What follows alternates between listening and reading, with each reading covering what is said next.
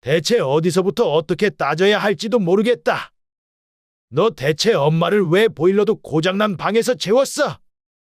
네 눈에는 엄마가 아파서 골골거리는 것도 안 보이냐? 아니, 그게 왜 제 탓이에요? 갑자기 찾아오셨는데 그럼 우리 집 안방을 내드릴 수도 없잖아요. 아니면 우리 애를 그 방에서 재울 수도 없고요. 너는 아직도 너가 잘했다고 생각하냐? 네 엄마한테 그렇게 소홀히 대한 건 내가 절대 용서 못하는 일이야. 이래놓고 나한테는 건물을 빨리 내놓으라고? 너는 양심이 있는 자식이냐? 그런 게 아니라는 거 아시잖아요. 이 문제랑 그 문제는 다른 일이죠. 아침에 너희 엄마 아침밥은 차려줬냐? 엄마가 안 드시고 그냥 가시겠다고 하셨어요. 이런 천하에 불효막심한 놈이 있나? 너는 부모가 너한테 돈이나 주는 사람인 줄 알아? 젊은 것들이 열심히 일할 생각은 안 하고 부모한테 빨대 꽂아 살려는 것부터 잘못됐어. 평생 놀고 먹으면서 살고 싶으면 젊었을 때는 그만큼 열심히 살아야 할 거 아니야? 너한테 재산 물려줬다간 다 날려먹을 게 뻔한 일이다. 내가 마지막으로 부모 노릇을 제대로 해야겠어. 오늘의 이야기 속 주인공은 70대 나이의 김 씨와 그녀의 남편입니다. 그리고 부부의 아들에 대한 이야기죠. 뭐든지 쉽게 얻으면서 살아온 아들은 부모가 평생 열심히 살아서 이룬 모든 것들이 다 자기 것이라고 생각하는 듯 했습니다. 물론 자식이라고 하나 있는 김 씨 부부 입장에서 그게 틀린 말은 아니지만 그러면 최소한 부모에게 고마운 마음이라도 가져야 하는데 아들은 부모에게 받는 건 당연한 일이고 부모에게 베푸는 것은 남보다도 못한 놈이었죠. 그 와중에 자기 처가에는 잘하는 듯한 아들의 모습을 보며 김 씨는 있는 정 없는 정이 다 떨어지는 기분이었습니다. 남보다도 못한 자식놈 뒷바라지를 하느라 예정보다 훨씬 일찍 은퇴하고 시골에 내려와 살고 있는 김 씨는 지난 세월이 허무하게 느껴졌어요. 추운 겨울에 집에 찾아온 부모를 보일러도 안 들어오는 냉골 바닥에서 재우는 못된 아들과 며느리였습니다. 지금 아들이 살고 있는 집도 그렇고 모든 것이 자신들의 것이라 착각을 하고 있는 듯 했는데 이 이야기를 들은 남편이 당장 쫓아 올라왔어요. 그리고 후회의 눈물을 흘리게 만들어주기로 했습니다. 김 씨는 20대 후반에 남편을 만나 결혼했어요. 처음엔 아무것도 없는 살림으로 시작했지만 둘이서 열심히 벌어서 모두 저축했습니다. 그런 상황에서 아이까지 낳아 기르는 게 쉽지 않은 일이었지만 본인들이 먹는 것도 아껴가며 허리띠를 졸라매었고 버는 돈의 대부분을 저축했어요. 많이 벌어도 조금 쓰고 조금 벌면 더 조금 쓰며 아끼고 아껴서 살았고 부부가 결혼한 지 10년이 넘게 지났을 때는 꽤나 큰 금액이 모여 있었죠. 한 달에 이틀 쉬면 많이 쉴 정도로 일만 했기 때문에 가능한 일이었습니다. 하지만 오로지 돈을 버는 것에만 집착하며 앞만 보고 달려왔기 때문에 이런 큰 돈을 어떻게 해야 잘 쓸 수 있는지 전혀 몰랐어요. 일단 우리 아파트를 한 채 살까? 지금 이 돈이면 은행 대출 없어도 살 수 있을 텐데. 저축 대부분을 아파트에 써버리면 그 다음은 불안하지 않을까요? 아들 졸업할 때까지는 여윳돈이 좀 있어야 할 텐데. 그럼 주식에 투자를 좀 해볼까? 은행 이자는 점점 낮아지는데 계속 넣어두기도 좀 그렇고 말이야. 그것도 할 줄 아는 사람이나 하는 거죠. 돈 다 날리면 어떡해요? 이런저런 고민이 많았던 부부에게 남편의 친구 중 하나가 목돈이 생기면 무조건 부동산을 사야 한다며 조언을 해주었어요. 대한민국에서는 무조건 부동산을 사야 해. 주식? 그런 거 아무 소용없어. 결국 10년 지나고 20년 지나면 부동산 투자한 놈만 살아남는다니까. 하긴 김 씨 부부의 주변에도 부자가 몇 명 있었는데 어떻게 부자가 된 건지 물어보면 전부 부동산이었어요. 그때부터 공부를 시작했고 열심히 발품을 팔던 어느 날 부동산에서 어떤 매물 하나를 추천받았습니다. 4층짜리 신축 건물이었는데 1층에는 상가가 2개 들어가 있었고 2층, 3층엔 월세 세입자가 다 들어와 있었죠. 4층은 주인집이 살고 있었는데 그 사람들이 지금 급전이 필요한 상황이라서 건물을 시세보다 싸게 내놓았다 하더라고요. 김 씨와 남편은 몇 날 며칠 고민을 했고 다른 부동산을 찾아 비슷한 건물의 시세도 알아보고 다녔는데 역시나 이 건물보다 괜찮은 가격과 조건은 없었습니다. 일주일 고민 끝에 김 씨와 남편은 대출을 절반 정도 끼고 그 건물을 매수했어요.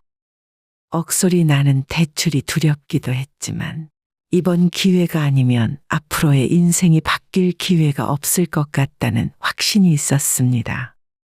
모아둔 돈을 다 털어서 얼떨결에 건물주가 되어버렸죠. 그 전까지는 돈이 있어도 남의 집에서 전세를 살고 있었는데 건물 4층에 김씨네 식구가 들어가게 되면서 졸지에 내 집까지 마련이 된 셈이었습니다. 건물 모든 층이 꽉 찬 만실이었고 매달 들어오는 월세로 은행 이자를 내고 나서도 생활비 이상의 넉넉한 돈이 남더라고요. 그때부터 일을 하지 않아도 생활이 가능했었는데 김씨 부부는 하던 일을 그만두지 않았습니다. 그러니 대출도 빠르게 갚아나갈 수 있었고 형편은 점점 좋아졌죠. 얼마 후 1층 상가에서 장사를 하던 세입자가 계약이 만료되고 연장을 하지 않으면서 공실이 생겨버렸고 남편은 그 자리에 자기가 들어가서 장사를 해야겠다 하더라고요. 남편이 1층에 치킨집을 차렸고 그로부터 몇 년 지나지 않아 주변 환경이 바뀌더니 상권이 넓어지고 젊은이들이 많이 찾는 거리가 되어버렸습니다. 안 그래도 대학 근처라서 상권이 나쁘지 않았는데 이제는 멀리서도 찾아오는 지역 명소로 자리 잡았고 김씨 부부가 운영하는 치킨집은 날마다 밀려드는 주문으로 행복한 비명을 질렀죠. 물론 부동산 가격은 덩달아 치솟아 오르기 시작했습니다. 그렇게 건물을 구입하고 불과 5년 사이에 김씨 부부의 인생은 완전히 달라졌어요. 그때 건물을 사지 않았더라면 지금은 어떻게 지내고 있을까 생각하며 김씨 부부는 매일 행복하게 지내고 있었습니다. 하지만 일이 잘 풀리고 살림이 피는 것과는 별개로 자식 농사만큼은 부부의 뜻대로 되지 않았어요. 살림살이가 나아지게 되면서 하나뿐인 아들 교육에 투자도 많이 하게 되었죠. 하지만 투자한 만큼 성과는 전혀 따라주지 않았습니다. 아들은 누가 보더라도 공부하는 거리가 멀었어요. 대학도 재수까지 해서 겨우겨우 지방에 있는 국립대학을 턱걸이로 들어갔습니다. 고등학교 때 들인 학원비와 과외비 그리고 재수하느라 들어간 비용만 해도 장난이 아니었고 대학 다니는 내내 학비며 생활비 모두를 부담한 건 역시 김씨 부부의 일이었죠. 그런 아들은 부모의 지원을 그렇게 받았으면서 졸업 후에 들어간 회사에서 겨우 1년도 되지 않아 그만두고 놀고 먹는 백수 생활을 하기도 했어요. 대학 다닐 때는 그래도 혼자 자취를 하니 눈에서 멀어지기라도 했었는데 졸업하고 백수가 되어 집에 들어와 놀고 있으니 참 답답한 마음이었죠. 다 큰 아들을 마냥 놀게 할 수는 없으니 일단 남편의 치킨집에서 일을 시켰고 어차피 언젠가는 다 물려줄 예정이라 미리미리 일을 시키면 좋겠다 싶었습니다. 그런데 아들은 오히려 큰 직장 다니는 것보다 치킨집 일이 적성에 맞다 하더라고요. 회사에서처럼 남의 눈치 안 보고 일할 수 있으니 자영업이 편하다고 했습니다. 이러려고 대학까지 큰돈 들여 졸업시킨 건 아니었지만 시간이 지나니 다 체념이 되더라고요. 모두들 자식들이 좋은 대학 나와 좋은 직업을 갖길 바라지만 모든 자식이 그렇게 될 수 있는 건 아니잖아요. 또 성실하게만 살면 어떤 일을 하던 상관없으니 다행인 일이었죠. 그렇게 김 씨 부부는 아들이 34살이 될 때까지 데리고 살았는데 어느 날 갑자기 아들은 결혼을 하겠다고 말했습니다. 그 말을 들으며 김 씨는 아들이니까 집을 해가야 하나 어떻게 해야 하나 고민을 하고 있었는데 아들이 먼저 말을 꺼내더라고요. 엄마, 아버지, 저는 이 일이 제 평생 해야 할 일이라고 생각해요. 그런데 이제 결혼하는데 아버지 밑에서 계속 일하는 모습은 좀 아니잖아요. 아들이 결혼을 하겠다고 하는 시점에서 김 씨의 나이는 60이 막 넘었고 원래는 남편이랑 같이 70대 전까지는 계속 일을 할 생각이었습니다. 하지만 가게를 물려달라고 하는 아들의 제안이 당황스러울 수밖에 없었죠. 고민을 하던 차에 남편은 차라리 잘된 일이라며 가게를 아들에게 넘기고 우리 부부는 시골로 내려가 조용히 살자고 말을 하더라고요. 당신이나 나나 평생 일만 하며 고생하고 살았는데 이젠 시골 내려가서 텃밭 가꾸고 개나 키우며 조용히 살자. 그런 생활은 김 씨도 평생 꿈꾸던 일이었지만 너무 갑작스러웠어요. 다른 사람들은 시골 생활 하고 싶어도 못한다는데 우린 먹고 살 걱정 없으니 내려가서 편안하게 살면 좋지 뭐. 그리고 그렇게 하면 아들도 따로 신혼집 구할 필요 없잖아. 당장 가게에서 손을 떼더라도 건물 전체에서 나오는 월세가 있었고 김 씨네가 살던 집의 도배장판만 새로 해도 아들의 신혼집으로는 이만한 곳이 없었습니다. 얼마 후 김 씨 부부는 2시간 정도 떨어진 남편의 고향 마을에 마당과 텃밭이 있는 단독주택을 짓고 들어갔어요. 그리고 그곳에서 소소하게 마을 사람들과 어울리며 노후 생활을 즐겼습니다. 여유 있게 살고 돈 걱정이 없으니 젊어서 고생한 보람이 있는 것 같더라고요. 대단한 부자는 아니었어도 나름대로 성공한 인생이다 생각했습니다. 아들도 집이 있고 평생 일할 직장이 있으니 앞으로 걱정은 없겠다 싶었죠. 결혼한 아들은 2년 만에 손주도 낳았고 행복하게 잘 사는 것 같았습니다. 먹고 살고 애 키우느라 바빠 명절에나 한 번씩 내려왔지만 그것도 괜찮았어요. 아들이 1층에서 장사를 하며 건물 관리를 다 알아서 해주고 있었기 때문에 굳이 김 씨 부부가 다시 올라가 머리 아픈 일을 할 필요도 없었죠. 그렇게 신경을 끄고 산 지 10년 가까이 되어 지금은 남편은 물론이고 김 씨의 나이도 70대가 되었습니다. 이번에도 안 내려온다고 하네요. 설날에도 집에 내려오지 않고 장사를 하겠다고 하는 아들의 전화를 받고 김 씨는 남편에게 말을 해주었습니다. 그 자식은 뭐가 그렇게 바빠? 작년 추석에도 안 오더니. 아무리 가게가 바빠도 명절 당일에는 와야 할 거 아니야? 남편은 핑계를 대며 얼굴도 비추지 않는 아들과 며느리를 못마땅하게 생각했어요. 사실 그런 생각은 김 씨도 마찬가지였습니다. 처음에는 애 키우고 먹고 사느라 바빠서 그렇겠거니 생각했는데 365일 내내 하루도 안 쉬는 것도 아니고 명절이 바쁘면 그 다음에라도 내려와야 할 거 아닙니까? 그런데 얼마 뒤에 김 씨는 부동산에서 전화 한 통을 받게 되었어요. 사모님, 오랜만입니다. 김 씨가 도시에 살 때 주로 원룸 계약을 맡아주던 부동산이었어요. 시골에 내려오고 난 뒤에는 세입자 계약사항 역시도 아들에게 위임을 해두었기 때문에 따로 연락할 일은 없었죠. 아, 네, 어쩐 일이세요? 계약 관련 사항은 저희 아들이랑 말씀하시면 될 텐데. 그건 그런데 1층 상가 내놓으셨잖아요? 계약하실 분이 아드님이 아니라 건물 명의자 얼굴을 직접 보고 계약하고 싶다 하시네요. 1층 상가요? 1층 상가를 누가 들어온다고요? 1층에는 김 씨가 건물을 인수할 당시에 2곳에 매장이 있었고 그중 하나가 먼저 그만두고 나간 뒤에 김 씨의 남편이 치킨집을 차렸었죠. 그리고 치킨집이 점차 잘 되어 아들에게 물려주기 전에는 1층 전체를 김 씨가 모두 사용하고 있었습니다. 1층에는 저희 가게가 있을 텐데. 뭔가 잘못 알고 계신 거 아닌가요? 그러자 상대방이 오히려 더 당황하며 이야기를 하더라고요. 문 닫으셨더라고요. 내부도 싹 철거해서 공실인 상황인데 아드님께서 빨리 세입자 구해달라 해서 지금 당장이라도 계약하시겠다는 분을 찾았거든요. 계약이고 뭐고 그게 중요한 게 아니라 아들이 운영하고 있어야 할 가게가 문을 닫았다는 사실이 더 큰 충격이었죠.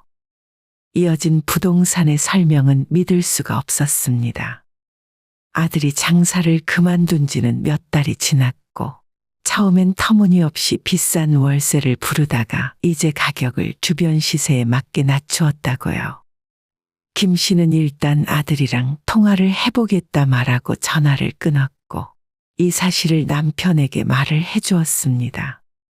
남편은 이야기를 듣는 동안 계속 한숨만 푹푹 쉬었어요.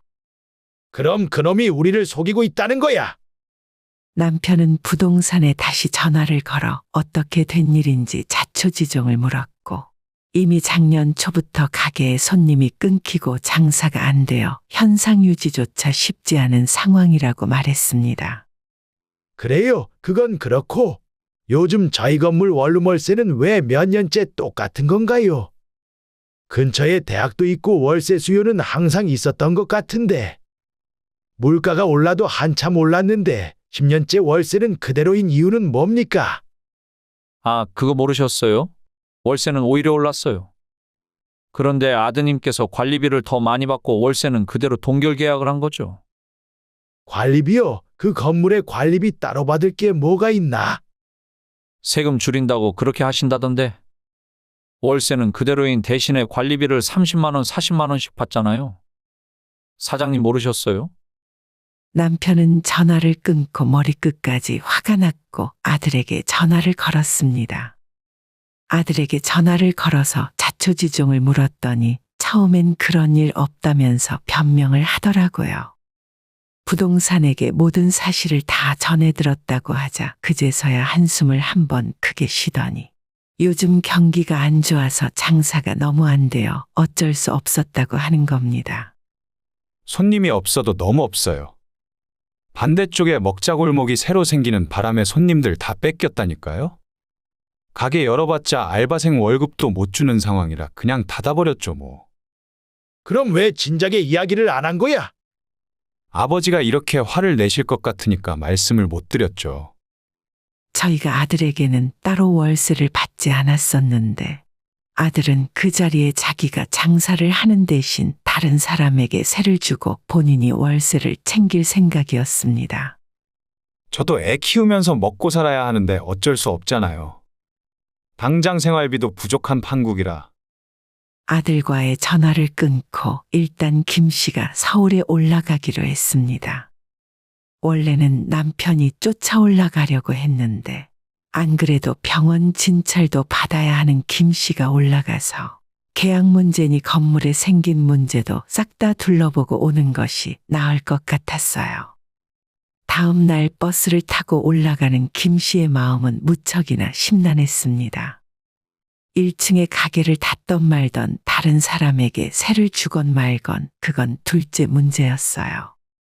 아들이 대체 그동안 뭘 하면서 살았는지 앞으로는 어떻게 먹고 살 건지가 의문이었습니다. 확실한 직장이라도 있으면 마음이 놓이겠는데 그런 것도 아니었잖아요. 일단 올라가서 두 눈으로 직접 보고 상황이 좋지 않다 싶으면 아들에게 1층에서 다른 일이라도 하라고 해야 하는 건 아닌지 싶었어요. 오후 늦은 시간이 되어 건물 앞에 도착한 김 씨는 참담한 심정이었습니다. 경기가 안 좋다는 아들의 말과는 달리 주변 건물은 모두 손님들로 북적거렸지만 김 씨의 건물만 1층이 텅 비어 불도 꺼져 있었어요. 한때는 손님이 줄을 서서 들어온 가게였는데 폐업 임대라는 종이만 붙어 있어서 을씨년스러운 기분까지 들었습니다.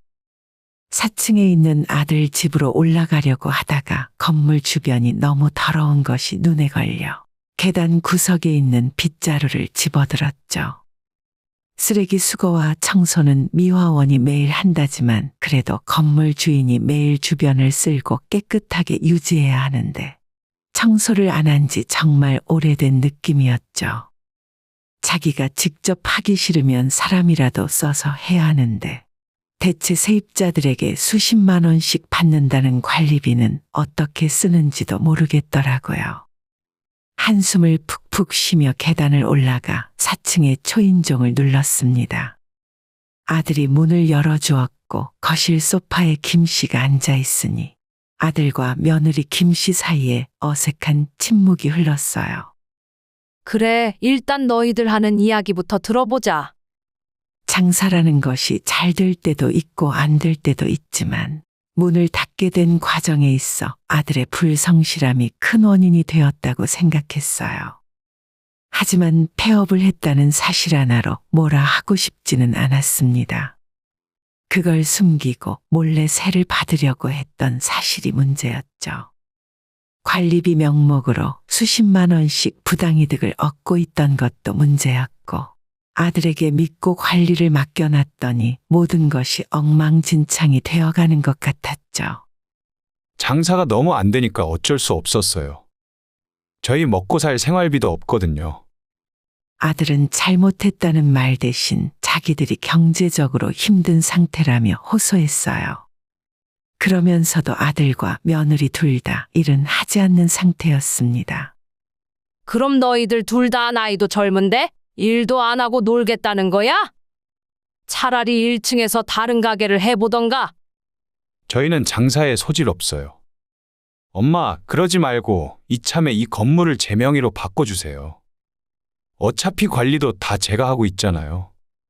뭐라고? 그럼 우리는 무슨 돈으로 살라는 거야? 시골 사시는데 돈이 뭐가 필요해요? 제가 생활비 섭섭치 않게 보내드릴 테니까 걱정 마시고요. 괜히 장사해봤자 또 망하면 돈만 날리는 건데 그냥 가만히 월세나 받으며 살고 싶어요. 기가 막히는 아들의 말에 김 씨는 할 말을 잃었습니다. 일전에 부동산에서 들은 내용과 아들이 하는 말은 별반 다르지 않았죠. 이 사실을 남편에게 이야기했더니 일단 자기가 올라와서 아들과 이야기를 하겠다고 말을 하더라고요. 내일 아침에 아버지 올라오신대? 아버지 오시면 그때 다시 이야기해라. 남편이 온다고 하자 아들은 잔뜩 인상을 찌푸렸어요. 그럼 엄마는 오늘 여기서 주무세요? 아무래도 아들은 김 씨가 하루 묵고 가는 것이 못마땅한 듯 보였죠. 아들의 말을 듣고 김 씨가 기분이 상하는 것 같자 아들은 서둘러 변명을 늘어놓았어요. 아니, 제 말은 그게 아니라 갑자기 오시는 바람에 차린 것도 없고. 김 씨는 대단한 상차림 따위는 바란 적도 없습니다.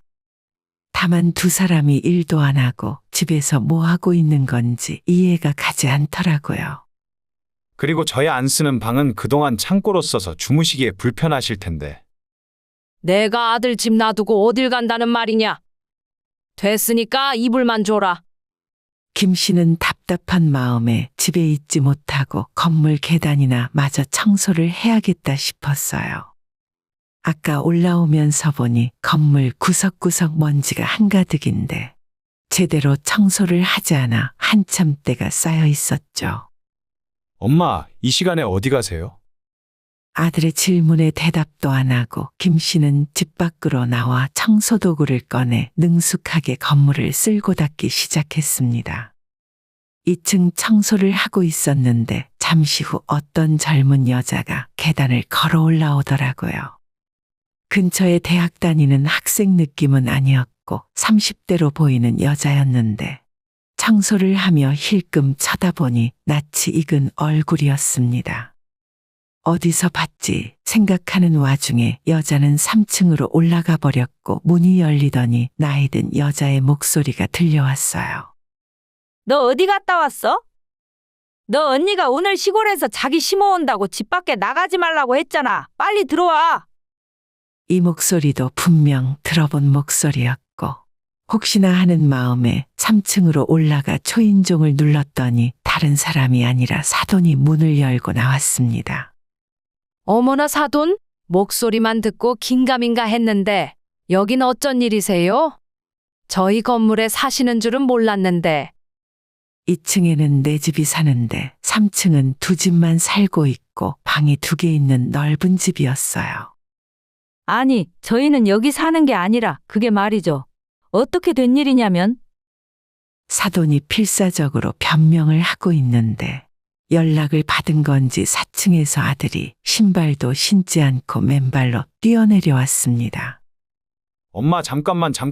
장모님 댁에 지금 윗집 천장누수로 공사 중이라 잠시만 여기 계시기로 한 거야. 아, 네 맞아요. 저희 집이 도저히 사람 살 수 있는 상황이 아니라서. 김 씨는 찜찜한 기분으로 다시 4층으로 올라왔고 아들과 며느리의 변명을 들어도 상황은 수상하기만 했습니다. 아들이 김 씨에게 내어준 방은 옷이 잔뜩 걸려있는 창고 같은 방이었고 이불을 깔아뒀으니 잠을 자긴 문제 없었지만 어쩐지 공기가 썰렁했어요. 이 방은 보일러가 안 들어오니? 아, 저희 요즘 생활비가 없어서 보일러도 못 틀거든요. 어머님이 이해해 주세요.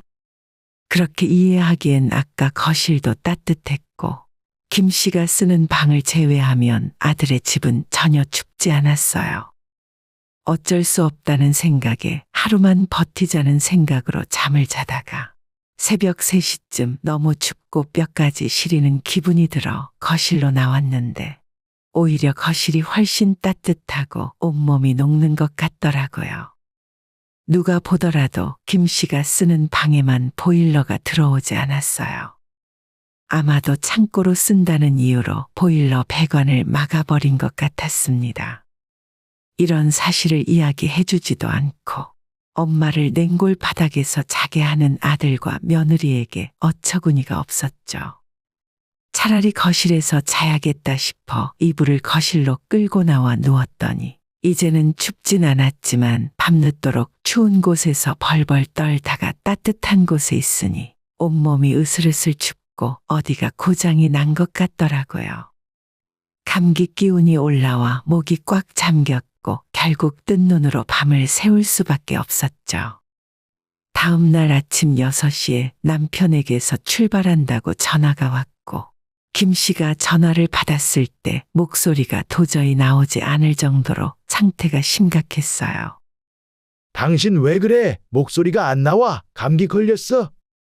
김 씨는 남편에게 전날 있었던 일들을 모두 이야기해 주었더니 남편은 화가 머리끝까지 난 것 같았습니다. 덜덜 떠는 김 씨가 이불을 뒤집어 쓰고 있으니 잠시 후 아들네 부부가 나와서 그런 김 씨를 보았고 마치 본인들은 잘못 없다는 듯 그러니까 왜 여기서 잔다고 고집을 부렸냐 타박하더라고요. 그냥 밖에서 주무시지 왜 저희 집에서 주무신다고 고집을 부리셨어요? 저희는 원래 아침 안 먹는데 어머님 라면이라도 하나 끓여드려요? 그 말을 듣고는 더 이상 이 집에 있고 싶지 않아 그냥 가겠다며 일어났어요. 남편이 도착하려면 아직 멀었지만 근처에 문 열려 있는 카페에 앉아 있었죠. 잠시 후에 남편이 도착했고 두 사람은 일단 부동산으로 가서 자초지종을 확인했습니다. 아들의 말과는 달리 3층의 방 2개짜리 호실은 3년이 넘도록 세를 주지 않고 있었어요. 집수리 때문에 며칠 지낸다는 말은 완전히 새빨간 거짓말에 불과했습니다. 남편은 얼굴이 시뻘개진 채로 아들의 집으로 달려갔고 초인종도 아니라 문을 쾅쾅 두드렸더니 잠시 후에 아들이 나오더라고요. 아버지 오셨어요? 오전부터 왜 시끄럽게 이러시는 거예요? 대체 너한테 어디서부터 어떻게 따져야 할지도 모르겠다. 너 대체 엄마를 왜 보일러도 고장난 방에서 재웠어? 네 눈에는 엄마가 아파서 골골거리는 것도 안 보이냐? 아니, 그게 왜 제 탓이에요? 갑자기 찾아오셨는데 그럼 우리 집 안방을 내드릴 수도 없잖아요. 아니면 우리 애를 그 방에서 재울 수도 없고요. 너는 아직도 너가 잘했다고 생각하냐? 네 엄마한테 그렇게 소홀히 대한 건 내가 절대 용서 못하는 일이야. 이래놓고 나한테는 건물을 빨리 내놓으라고? 너는 양심이 있는 자식이냐? 그런 게 아니라는 거 아시잖아요. 이 문제랑 그 문제는 다른 일이죠. 아침에 너희 엄마 아침밥은 차려줬냐? 엄마가 안 드시고 그냥 가시겠다고 하셨어요. 이런 천하에 불효막심한 놈이 있나? 너는 부모가 너한테 돈이나 주는 사람인 줄 알아? 젊은 것들이 열심히 일할 생각은 안 하고 부모한테 빨대 꽂아 살려는 것부터 잘못됐어. 평생 놀고 먹으면서 살고 싶으면 젊었을 때는 그만큼 열심히 살아야 할 거 아니야? 너한테 재산 물려줬다간 다 날려먹을 게 뻔한 일이다. 내가 마지막으로 부모 노릇을 제대로 해야겠어. 남편의 말에 아들은 영문을 모르겠다는 표정이었고, 잠시 후 남편은 아들의 집에 들어가 모든 짐을 전부 집어던졌습니다. 대체 왜 이러세요? 아무리 화가 나도 그렇지. 이건 아니잖아요. 아니긴 뭐가 아니야. 너 이제 나가라. 그동안 공짜로 살게 해준 것만 해도 부모 노릇 다 했다고 생각한다. 당장 집 비우고 3층에 너네 장모도 같이 데리고 나가라. 아버지, 진짜 너무하신 거 아니에요? 지금 저희가 나가면 어딜 가라고요? 1층 새로 온다는 세입자는 계약하기로 했고, 나머지 2층, 3층 세입자들한테도 관리비를 월세에 포함해서 내 통장에 넣으라고 이야기했다. 4층도 월세 줄 거니까 빨리 짐 빼고 나가. 이렇게는 못 나가요. 나가더라도 저희 집을 얻을 돈이라도 주셔야죠. 내가 그동안 너 같은 세입자 하루 이틀 받아본 줄 아냐? 법대로 한번 해볼까? 너가 그동안 나를 속이고 떼먹은 돈까지 싹 다 토해내야 정신 차릴래. 그렇게 아들과 한참을 싸우고 나서 집으로 돌아왔고, 2주 뒤에도 집을 비우지 않는 아들에게 변호사 사무실을 통해 고소장을 보냈습니다. 고소장을 받아들고 나서야 며느리와 아들이 울며 불며 잘못했다고 전화를 걸어왔는데, 더는 봐줄 마음도 없어서 장모까지 한꺼번에 내쫓아버렸어요. 아들이 괘씸하기도 하고 한편으론 걱정도 되었지만 이제는 더 이상 휘둘리며 살고 싶지 않았어요. 70 넘은 부모가 이제 40대 자식들 걱정을 할 필요 없잖아요. 가는 날까지 부부 둘이 건강하고 행복하게 살기로 다짐했습니다. 오늘의 영상은 여기까지입니다. 이 글을 보신 모든 분들의 노년에 웃음과 행복만 가득하기를 기원합니다.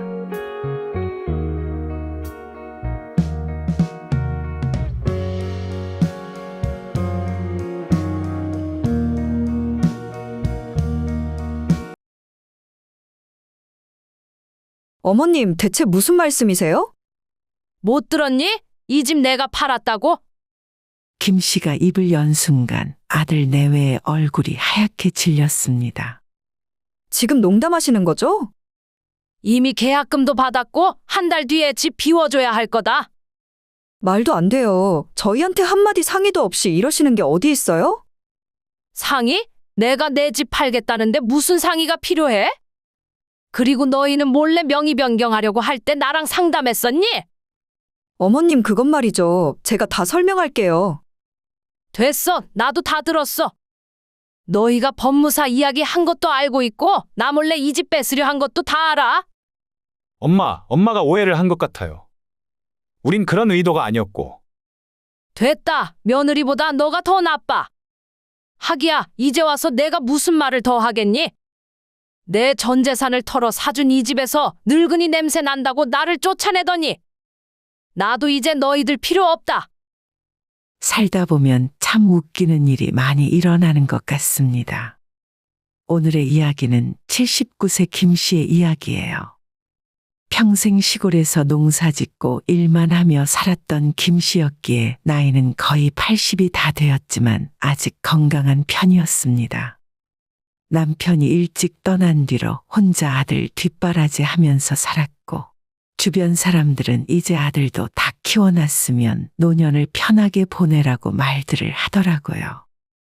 하지만 주변 사람들은 김 씨가 겪으며 살았던 이야기에 대해서는 전혀 모르고 있었습니다. 모든 걸 다 바쳐 키운 아들에게 받은 상처와 그 상처를 극복하는 것까지 정말 쉬운 일은 하나도 없었죠. 김 씨는 남편이 일찍 세상을 떠났고 그 뒤에 혼자 농사를 지으며 외아들을 번듯하게 길러냈어요. 옛날에는 지금보다 여자 혼자의 몸으로 아이 키우며 사는 게 훨씬 힘든 일이었고, 밤마다 힘들어 혼자 울면서도 새벽같이 일어나 일을 하러 나갔습니다. 엄마, 나 대학은 서울로 가고 싶어요. 아들이 고3 때 했던 말을 김 씨는 아직 잊지 않고 있을 정도입니다. 공부는 원래 잘했던 아들이지만 집안 형편 때문에 내심 집 근처의 국립대를 가길 바랬어요. 국립대는 학비도 싸고 조금 멀지만 집에서 통학이 불가능한 건 아니었으니까요. 하지만 아들의 입에서 서울로 대학을 가겠다는 말이 나오자 김 씨는 심장이 쿵하고 떨어지는 느낌이 들었습니다. 그래, 우리 아들 정도면 서울에서 대학 다니는 것이 당연하지. 항상 전교에서 상위권 성적을 놓치지 않았던 아들이었기에 김 씨는 애써 웃으며 대답했지만 마음은 무거웠어요. 시골 가난한 농사꾼의 수입으로 서울에 있는 사립 대학 등록금과 생활비를 어떻게 감당해야 하나 걱정이었습니다.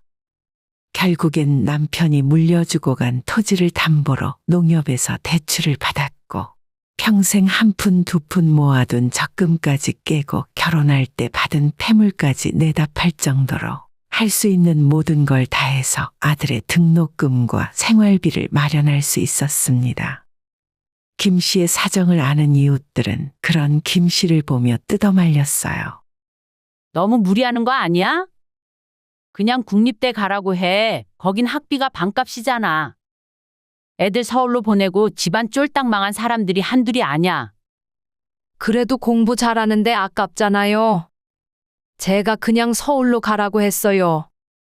돈도 돈인데 하나밖에 없는 아들 멀리 떠나보내고 외로워서 혼자 어떻게 살려고 그래? 여러 가지 생각이 들었지만 한 번 결심한 이상 흔들리지 않았습니다.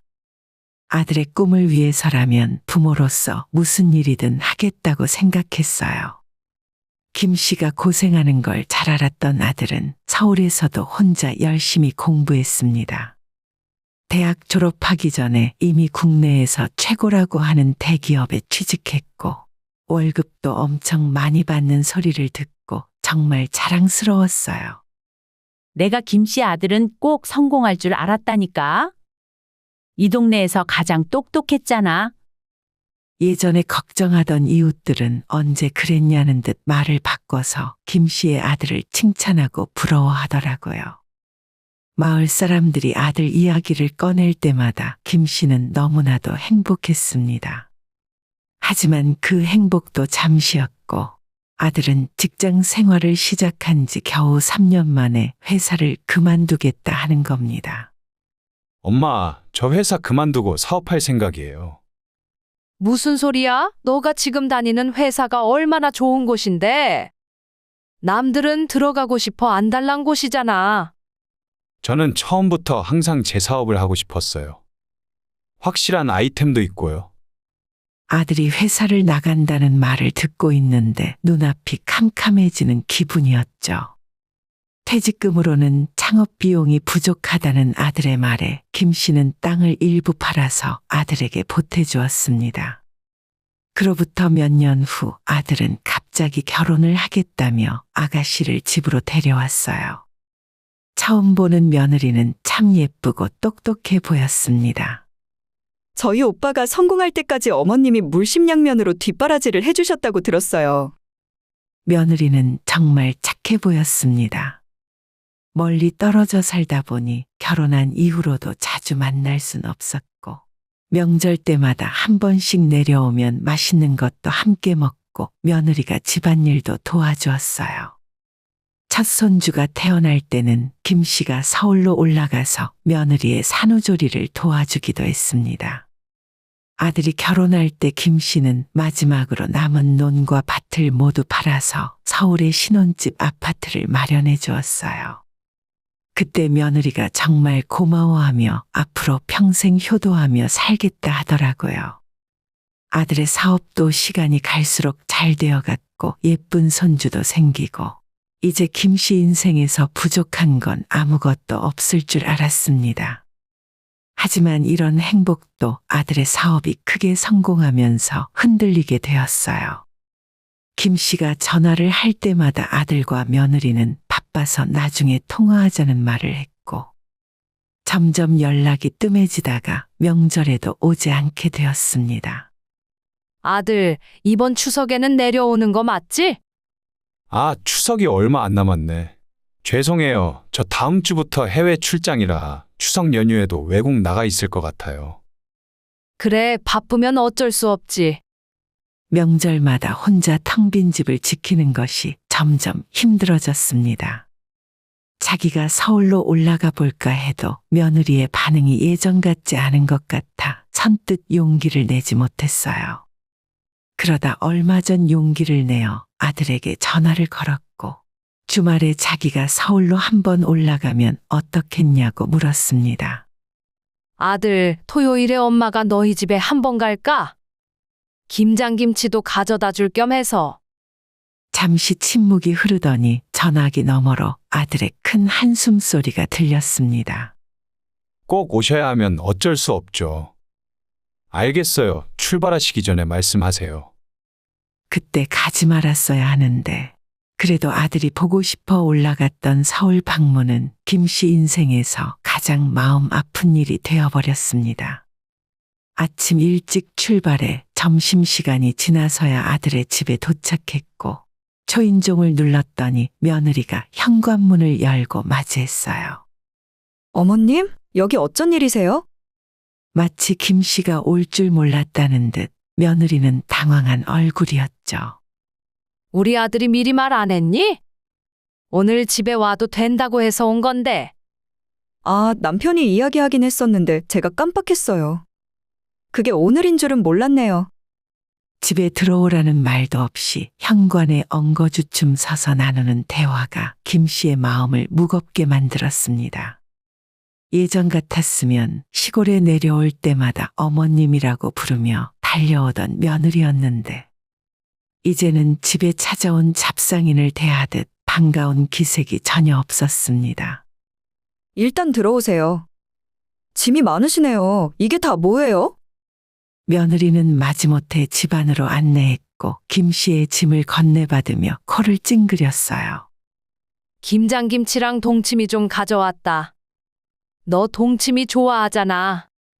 아, 저희 요새 그런 거 잘 안 먹어요. 매일 건강식으로 먹느라 짠 건 질색이거든요.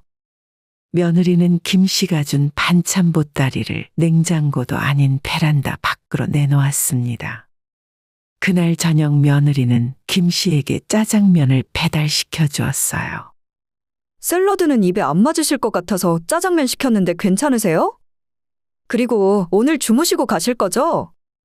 식사 다 마치면 샤워부터 하세요. 아까부터 거실에 놓인 특유의 냄새가 나는 것 같아요.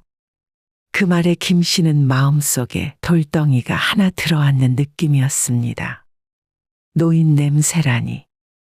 말 한마디라도 다르게 할 수 있었을 텐데, 김 씨는 아들 집에서 점점 눈치가 보이기 시작했죠. 예전에는 하루 종일 일하고 돌아온 땀 냄새조차 신경을 안 썼는데, 이젠 아무것도 하지 않아도 노인 냄새가 난다며 면박을 주더라고요. 김 씨에게는 짜장면을 시켜주고 며느리는 따로 샐러드를 시켜 먹었습니다. 하지만 더 마음 아팠던 순간은 김 씨가 가져온 김치가 음식물 쓰레기로 버려졌다는 걸 알게 되었을 때였어요. 가져오자마자 베란다로 내쫓겼던 김 씨의 반찬통이 어느 순간 빈통으로 싱크대에 들어 있었고, 며느리에게 김치랑 동치미는 다 어디 갔냐고 물었더니 냄새가 너무 심해 이미 다 버렸다고 하는 겁니다. 진짜 그때는 눈물이 왈칵 쏟아지는 걸 간신히 참았어요. 그리고 김 씨가 뻔히 방에 있었는데 며느리는 큰 소리로 자기 친구와 전화 통화를 하며 김 씨의 뒷담화를 해댔습니다. 그러니까 시어머니가 아무리 집을 사줬다고 해도 아무 때나 찾아와도 되는 줄 아나 봐. 시골 사람이라 그런지 냄새가 진동하고 요새 누가 김치를 집에서 담아 먹니? 그거 냄새나게 여기까지 들고 온 걸 보면 눈치가 없긴 없어. 며느리의 비웃음 소리를 들으며 김 씨의 마음은 갈기갈기 찢어지는 기분이었습니다. 그날 밤늦게 집에 돌아온 아들은 하루 종일 일하느라 피곤하다며 김 씨에게 대충 인사만 하고 방으로 들어가 버렸고, 며느리는 김 씨를 전혀 신경도 쓰지 않았죠. 작은 손님방에 누워 천장만 바라보며 본인이 원한 삶은 이게 아니라고 생각했습니다. 그날 밤늦게까지 잠을 이루지 못한 김 씨는 저녁으로 먹은 짜장면 때문인지 자꾸 목이 타는 느낌이 들어 물을 마시기 위해 거실로 나갔어요. 잠자고 있는 아들 며느리가 깰까 싶어 조용히 물만 마시고 들어오려 했는데, 닫혀있는 아들 방에서 대화 소리가 들리기 시작했습니다. 근데 어머님은 앞으로 계속 이렇게 올라오신대? 아니, 그건 아니겠지. 그렇지? 어머님 오시면 아무래도 이래저래 불편해. 시골 노인이라 당연하지. 내일 일찍 내려가실 테니까 조금만 참아. 근데 우리 집 명이 아직도 어머님 앞으로 되어 있잖아. 이제는 우리 앞으로 돌려도 되지 않을까? 갑자기 그건 왜? 지금까지도 별 불편함 없이 살았잖아. 솔직히 말해서 불편해. 이번처럼 어머님이 막 들이닥쳐도 어머님 집이니까 뭐라 할 수도 없고. 어차피 어머님 서울 오실 일도 없잖아. 당신 회사 힘들다고 하면 어머님이 주시지 않겠어? 그럴까? 하긴 이제 엄마 명의로 해놓을 필요도 없긴 하지. 그래, 어머님한테 위임장 하나만 써달라고 해. 그럼 법무사 찾아가서 우리 마음대로 바꿔도 되잖아. 굳이 이야기할 필요도 없고. 방 안에서 들리는 아들과 며느리의 웃음소리가 김 씨에게는 너무 듣기 싫은 소리였어요. 전 재산을 다 써가며 마련해준 집이었는데, 이 집을 상의 한마디 없이 자기들 마음대로 뺏으려 하고 있었습니다. 며느리는 아들에게 내일 아침 일찍 김 씨를 내려보내라 했고, 아들도 알겠다고 대답했어요. 조용히 방으로 돌아온 김 씨는 눈에서 뜨거운 눈물이 흘렀습니다. 그토록 사랑했던 아들이었는데 저런 생각을 할 줄은 몰랐죠. 모든 걸 다 바쳐 키운 아들이 김 씨를 배신하는 걸로 모자라 재산까지 몰래 가로채려고 하다니 더 이상은 안 되겠다고 생각했습니다. 다음 날 아침이 되었고, 며느리는 전날보다 더욱 신경질적으로 김 씨를 대했습니다. 아들은 대놓고 언제 집에 내려가실 거냐 물어보고, 자기가 나가는 길에 터미널까지 데려다 주겠다 하더라고요. 어차피 더 이상 하실 것도 없잖아요. 계속 계시면 서로 불편하기도 하고 제가 터미널까지 모셔다 드릴게요. 김 씨는 아들에게 태워다 줄 필요 없고 자기 혼자 가겠다고 대답했어요. 빠르게 씻고 준비를 하자마자 아들의 집을 나섰고, 김 씨가 간다고 하자 며느리는 이틀 동안 봤던 것 중에 가장 기뻐하더라고요. 김 씨는 바로 터미널로 향하지 않고 집 앞에 부동산에 들어갔어요. 동호수와 평수를 이야기하고 요즘 시세가 얼마냐고 물었죠. 사모님, 요즘은 여기 아파트 33평이면 20억 전후로 거래되고 급하신 거면 조금 낮춰서 금매로 내놓으시면 됩니다. 그래요? 그럼 가장 빨리 팔아버리고 싶은데 얼마면 될까요? 잠시만요. 안 그래도 어제 집 구한다고 찾아오셨던 손님이 있거든요. 얼마까지 생각하는지 바로 전화해 보겠습니다. 김 씨는 아들 부부 몰래 아예 이참에 집을 부동산에 내놓고 내려갈 생각이었습니다. 사모님, 이분들이 19억이면 지금 당장 계약서 쓰겠다고 하는데 괜찮으시겠어요? 좋네요. 바로 계약합시다. 지금 바로 오신다고 하니까 30분만 기다려주세요. 일단 계약서부터 쓰시고 그분들 도착하는 대로 계약금 10%는 바로 입금할 수 있다고 하시네요. 김 씨는 그 자리에서 계약서를 써버렸고 계약금까지 받았습니다. 그리고 다시 아들에게 전화를 걸었죠. 바쁘니? 나 아직 너희 아파트 근처인데 잠깐 올라가도 될까? 엄마 아직 안 가셨어요. 그러니까 제가 터미널까지 태워드린다니까. 일단 올라오세요. 제가 다시 택시 잡아드릴게요. 그리고 아들 집에 올라가자마자 두 사람 모두에게 할 말이 있다며 아들과 며느리를 거실에 불러 앉혔습니다. 어머님 무슨 일이세요? 길 찾기 힘드시면 말씀을 하시지. 서울이 원래 좀 복잡하긴 해요. 며느리는 여전히 말투에 김 씨를 무시하는 기색이 역력했습니다. 나 방금 이 집 팔았다. 집 팔고 오는 길이야. 김 씨의 폭탄 선언에 한동안 아들과 며느리는 어안이 벙벙한지 대답도 못하고 눈만 꿈뻑이고 있었습니다. 어머님 대체 무슨 말씀이세요? 못 들었니? 이 집 내가 팔았다고? 방금 전에 나가서 부동산에 있다 오는 길이다. 김 씨가 다시 입을 연 순간 아들 내외의 얼굴이 하얗게 질렸습니다. 지금 농담하시는 거죠? 이미 계약금도 받았고 한 달 뒤에는 이 집 비워줘야 할 거다. 말도 안 돼요. 저희한테 한마디 상의도 없이 이러시는 게 어디 있어요? 상의? 내가 내 집 팔겠다는데 무슨 상의가 필요해? 그리고 너희는 몰래 이 집 명의 변경하려고 할 때 나랑 상담했었니? 네? 어머님 그건 말이죠. 제가 다 설명할게요. 됐어. 나도 어제 다 들었어. 너희가 법무사 이야기 한 것도 알고 있고 나 몰래 이 집 뺏으려 한 것도 다 알아. 엄마가 오해를 한 것 같아요. 우린 그런 의도가 아니었고. 됐다. 며느리보다 너가 더 나빠. 하기야, 이제 와서 내가 무슨 말을 더 하겠니? 내 전 재산을 털어 사준 이 집에서 늙은이 냄새 난다고 나를 눈치 주고 쫓아내더니 나도 이제 너희들 필요 없다. 상황 파악을 한 며느리는 거실 바닥에 무릎을 꿇고 잘못했다고 빌기 시작했습니다. 어머님 제가 잘못했어요. 한 번만 용서해 주세요. 늦었어. 이미 집 팔고 계약금까지 받았다니까. 엄마, 얼마에 팔았는데요? 19억. 집 앞 부동산에서 19억에 팔아버렸다.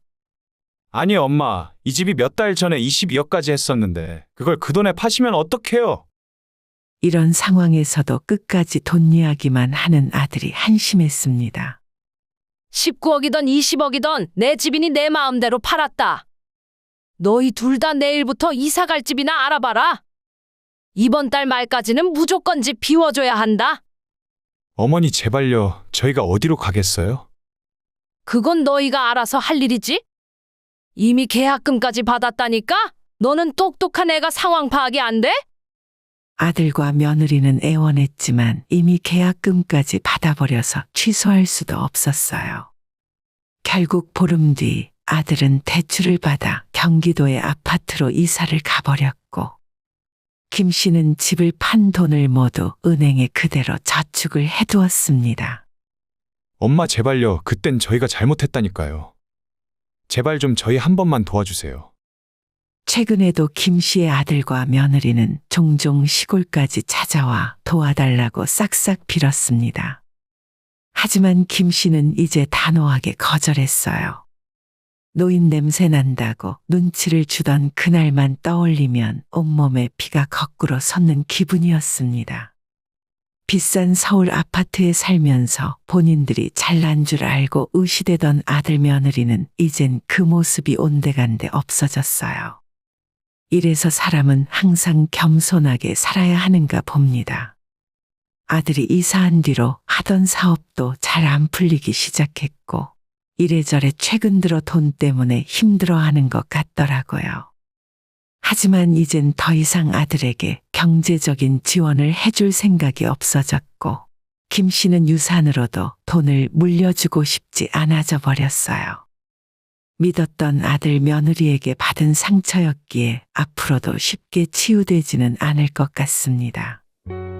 오늘의 영상은 여기까지입니다.